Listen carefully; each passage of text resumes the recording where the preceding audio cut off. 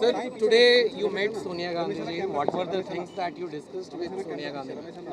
मुझे सोनिया जी से मिलकर जून 2 is our state appointed day. Celebrations are going on. So I have invited Srimati Sonia Gandhi ji to attend that occasion on behalf of Telangana people. So in principle, she has agreed to come Telangana to attend that occasion. Very auspicious day for Telangana people. That is why we have invited, our cabinet has passed a resolution to invite Srimati Sonia Gandhi ji. I have conveyed my cabinet decision and Telangana people's request. And sir, PM is now targeting the Congress that over reservation issue, and even Pakistani leaders praising Congress leaders. How do you look at it, sir? And मैं एक बात साफ कहना चाहता हूँ, जब जब चुनाव आएंगे तब तक मोदी जी को पाकिस्तान याद आएंगे। भाई किसने गया पाकिस्तान प्राइम मिनिस्टर बर्थडे के लिए? कांग्रेस नेता लोग थोड़ी गया। मोदी जी को जब पसंद है पाकिस्तान जाएंगे, पाकिस्तान में प्रेसिडेंट वहाँ के नेता जन्मदिन में मिलेंगे, गला मिलेगा, नहीं तो पाकिस्तान से अच्छा रिश्ते के बारे में बोलेगा। और कभी उनको पसंद है तो उनके घर के बगल में मुसलमान भी थे, रमज़ान भी अच्छा वो लोग बनाए, ये सब सारे याद आएंगे।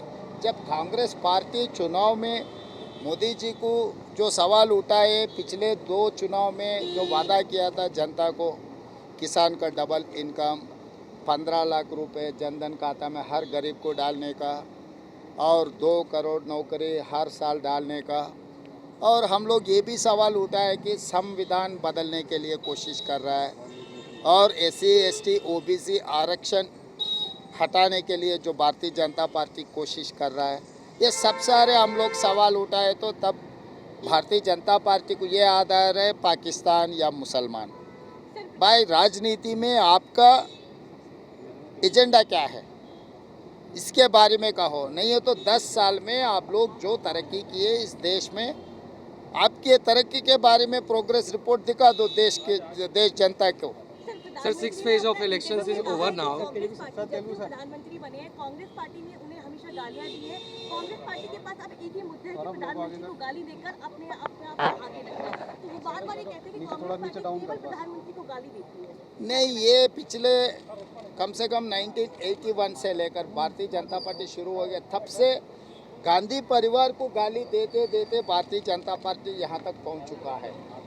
अभी मोदी जी को भारतीय जनता पार्टी को गाली देने के लिए, कुछ कहने के लिए कुछ वजह ही नहीं है।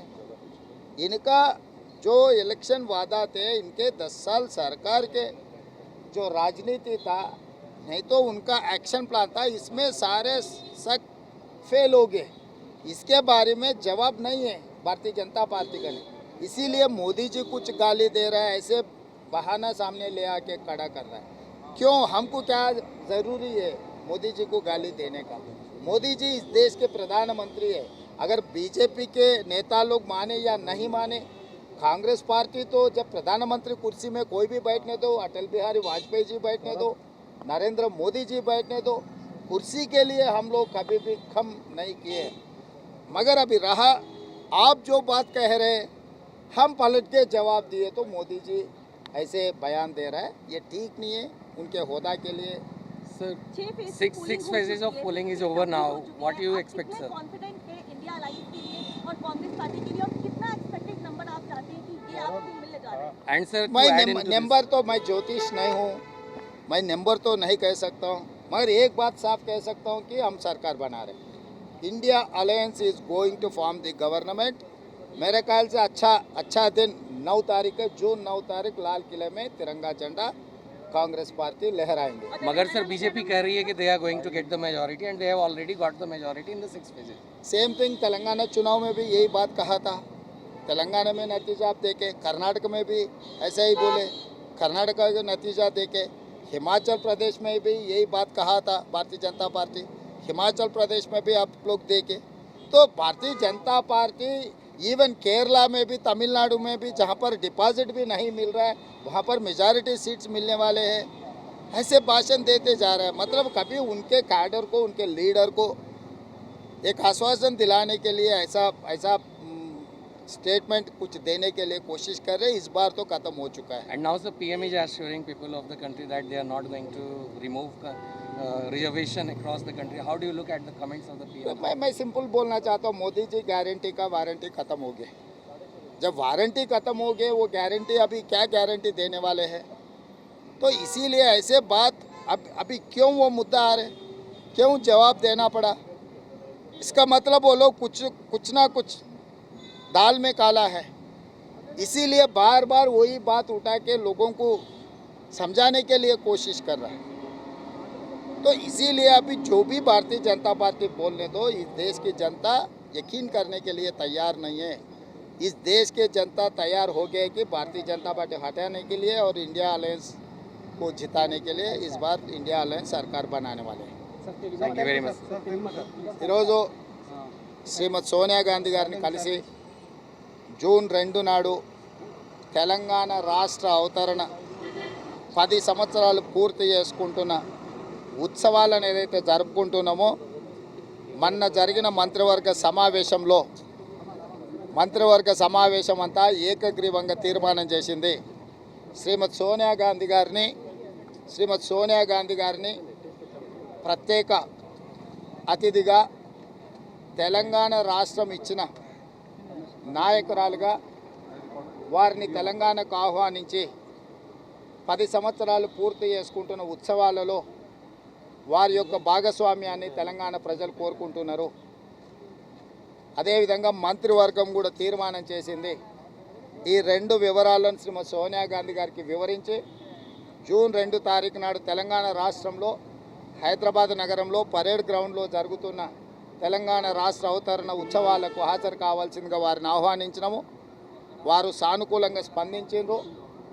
ఇది తెలంగాణ 4 కోట్ల ప్రజలకు చాలా సంతోషకరమైన వార్త.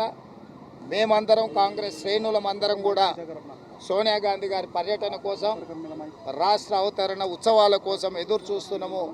అద్భుతంగా ఈ ఉత్సవాలను నిర్వహించడం ద్వారా శ్రీమతి సోనియా గాంధీ గారు తెలంగాణ రాష్ట్రాన్ని ఇచ్చి తెలంగాణ 4 కోట్ల ప్రజల యొక్క ఆత్మగౌరవాన్ని నిలబెట్టినందుకు వారిని సత్కరించడం ద్వారా మేము కృతజ్ఞత తెలియజేయదలుచుకున్న శ్రీమతి సోనియా గాంధీ గారికి, వారు మా ఆహ్వానాన్ని మన్నించి వారు రాష్ట్రానికి రావడానికి ఒప్పుకున్నందుకు వారికి మనస్ఫూర్తిగా కాంగ్రెస్ పార్టీ అధ్యక్షుడిగా, తెలంగాణ రాష్ట్ర ముఖ్యమంత్రిగా ధన్యవాదాలు తెలియజేస్తున్నా.